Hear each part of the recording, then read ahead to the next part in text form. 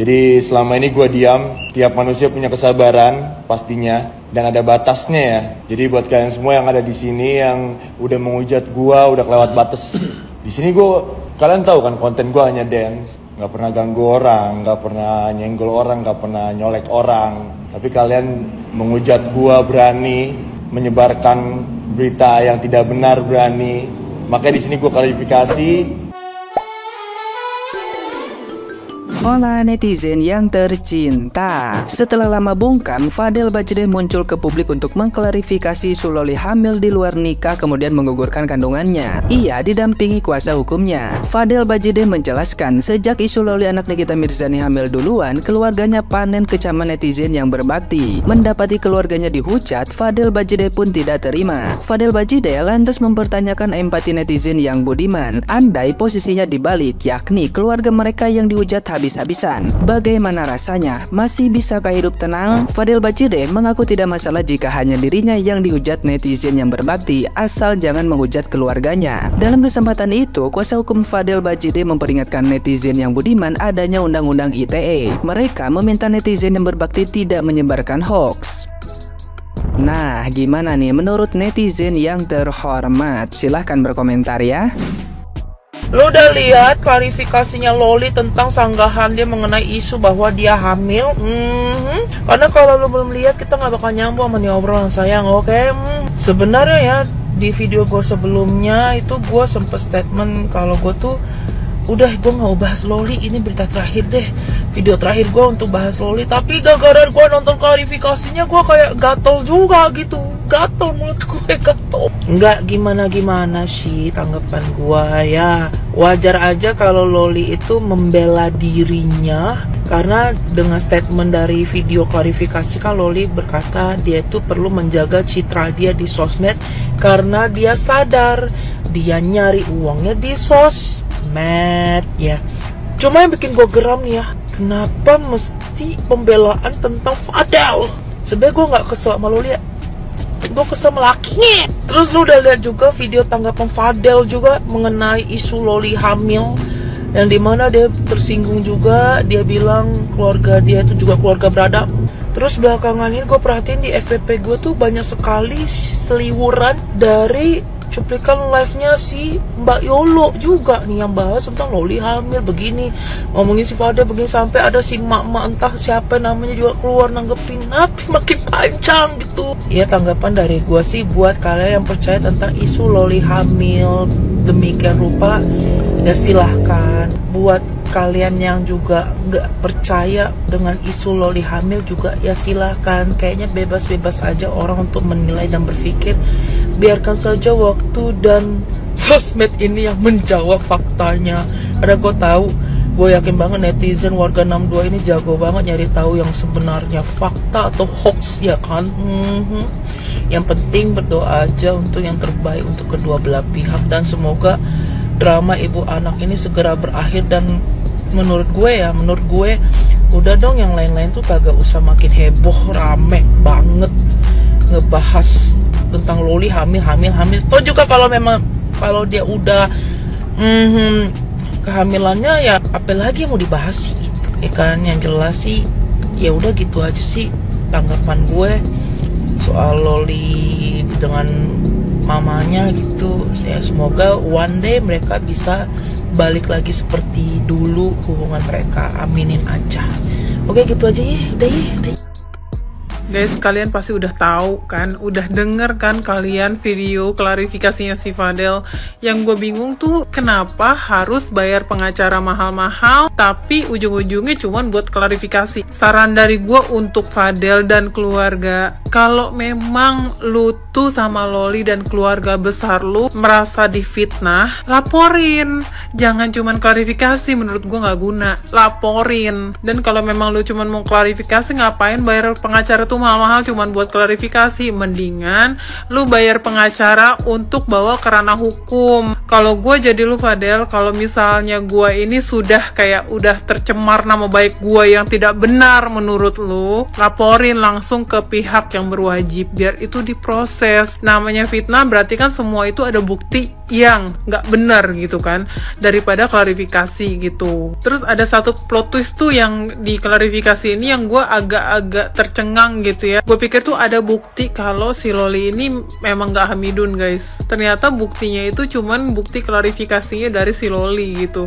Menurut gue itu bukan suatu bukti sih. Ya gue nggak tahu ya, yang namanya klarifikasi kan bisa benar bisa enggak gitu. Jadi kalau misalnya memang menurut lu tidak melakukan itu dan nama baik lu itu sudah buruk, sudah difitnah, laporin ke pihak berwajib. Jangan cuman keluar-keluar di sosmed doang, nggak guna, laporin aja gitu. Gue tuh ngarepnya tuh ada bukti yang kayak si Cindy dan Kayolo gitu, bener-bener ada bukti chat, terus ada bukti tes spek segala macem gitu. Ya gue sih berharap kalau memang nggak bener, ya udah laporin aja ke ranah hukum biar ini tuh kelar gitu. Karena kalau cuman klarifikasi doang ya menurut gue sih nggak bisa kelar ya. Jadi Fadel, kalau memang lu itu merasa dicoreng nama baiknya sekeluarga lu, dulu juga, Loli juga, laporin.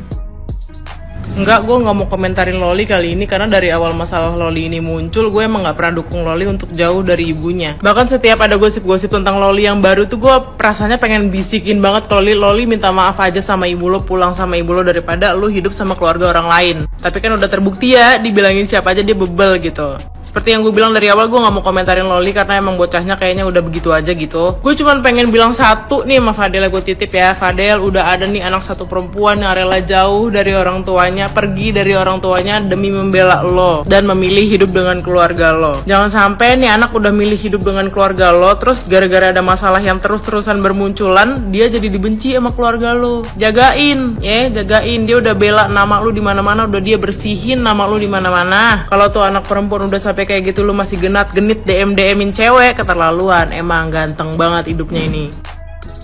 Lu pada udah ngelihat klarifikasi Loli belum? Udah belum? Kalau udah nih klarifikasinya tuh yang ini nih guys nih. Lihat tuh. Gue udah ngambil poin-poin dari penjelasan si Loli itu guys. Yang pertama, dia tuh membantah kalau semisalnya dia tuh diisukan hamidun. Yang kedua, dia tuh membantah kalau semisalnya dia tuh diisukan ya ada hubungan itu sama lakinya. Yang ketiga, ya pokoknya dia tuh membantah semua isu yang lagi diisukan sekarang. Yang keempat, dia tuh pengen ngelaporin seseorang yang sudah menyebar hoaks ke Komnas Anak. Yang kelima, menurut gue, dia tuh takut nama dia tuh buruk. Padahal emang udah buruk dari dulu. Jadi kita sebagai netizen ya, kita tuh pintar-pintar untuk memilih ya kan, siapa yang benar, siapa yang salah, siapa yang harus dibenarkan dan siapa yang harus disalahkan gitu. Paham gak sih? Kalau semisal menurut kalian klarifikasi Loli itu tuh adalah sebuah kebenaran dan isu tentang Loli itu adalah sebuah hoax gitu, ya silahkan. Tapi kalau misalnya menurut kalian klarifikasi Loli itu adalah sebuah kebohongan dan isu tentang Loli itu adalah sebuah kebenaran gitu ya kan, ya sok silahkan. Kita mah sebagai netizen ya menonton aja gitu ya kan. Kalau misalnya ada yang ditanggapi ya kita tanggapi. Kalau misalnya nggak ada ya udah nggak ada gitu ya kan. Jadi ya sudah. Tapi kalau misalnya menurut gua, kalau misalnya kalian nanya nih itu adalah benar apa enggak ya nggak tahu. Emang dari dulu gua udah nggak demen gitu. Netizen yang bilang gue ngebelain si Loli itu siapa? Terus yang bilang gue benci sama Nikita Mirzani itu siapa? Nggak ada, gue nggak pernah ngebelain Loli. Lu paham gak sih, orang kasihan? Gue bilang gue kasihan ngeliat itu anak sendirian berjuang bertahan hidup, nggak ada siapa-siapa tapi masih dihancurin mentalnya. Coba deh lu pikir, anak itu kan lagi labil nih, usia yang sedang mencoba mencari jati diri ya kan. Dia tuh kayak lagi merasa diri dia benar, ya kan? Dia mengemukakan pendapat dia dan tidak diterima oleh orang tuanya. Semua manusia di umur segitu tuh pernah berbuat salah. Ibarat kata lu pada nih bikin salah, terus kesalahan lu tuh dibicarain satu Indonesia. Gimana rasanya, sakit kagak? Lu bikin kesalahan tapi kesalahan lu dijadiin konsumsi publik, kesalahan lu dibongkar-bongkar, aib lu dibicarakan orang. Terus yang ngebongkar aib lu tuh orang tua lu sendiri. Gimana, sakit kagak? Anak-anak seusia gitu tuh ya pasti pernah bikin salah lah. Beda kesalahannya aja. Gue pun dulu seusia gitu juga pernah bikin salah, cuma beda kesalahan gue apa gitu kan. Tapi nggak ada tuh orang tua gue sampai ngasih tahu ke orang-orang, oh anak gue gini, nggak gitu. Jadi tolonglah, jangan selalu bilang lo tuh adopsi aja si Loli, apa urusannya? Kagak, gue bilang gue kasihan, gue nggak pernah ngebelain dia, tuh anak memang salah. Terus kayak lu nggak pernah merasa salah gitu, kayak lu merasa hidup lu paling benar. Heran banget gue, ngapain urusannya? Gue kagak pernah ngebelain tuh anak memang salah. Ya kan, dia menyukai Kang Semir, ya dia salah, ya kan, menurut lu pada dia salah, dan menurut dia kagak, dia cinta, mau apa lu? Lagian, kalaupun resiko dia seandainya sekarang dia dengan pacarnya terbucin-bucin, ya mau gimana lagi, dari awal tuh anak kan udah diizinin pacaran sama emaknya. Buktinya dari dulu dia pacaran kok, emaknya juga tahu dia pacaran. Ya udah, resiko anak diizinkan pacaran ya kayak gitu. Kecuali emang tuh anak dari awal nggak diizinin pacaran sama emaknya, baru dah tuh lu pada merong-merong. Dari awal juga emaknya ngizinin kok dan emaknya tahu. Ya udah, terima resiko aja. Toh sekarang ya udah, lu lihat deh, sekarang dia udah nggak punya siapa-siapa, berjuang sendiri, nggak dikasih fasilitas apa-apa, bahkan dia aja udah dicoret dari kakak, dicoret dari ahli waris, ya kan, udah bersebatang kara sendiri. Itu aja udah hukuman buat dia. Untuk apa lagi lu hancurin mentalnya? Netizen itu loh yang gue permasalahin. Itu udah hukuman loh buat dia sendiri. Dia menikmati sekarang semua apa yang udah dia pilih, ya kan, jalan hidup yang dia pilih, dia sekarang terima konsekuensinya sendiri. Itu udah cukup. Bahkan dia tidak dikasih ahli waris lagi oleh orang tuanya, itu udah cukup loh. Dia udah sendiri. Udahlah, biarin aja lah. Kenapa sih? Kayak masih belum puas aja kalian tuh. Kayak masih belum puas aja nih orang-orang, kayak pokoknya harus tuh anak hancur sehancur-hancurnya. Udah, gitu kan yang kalian mau?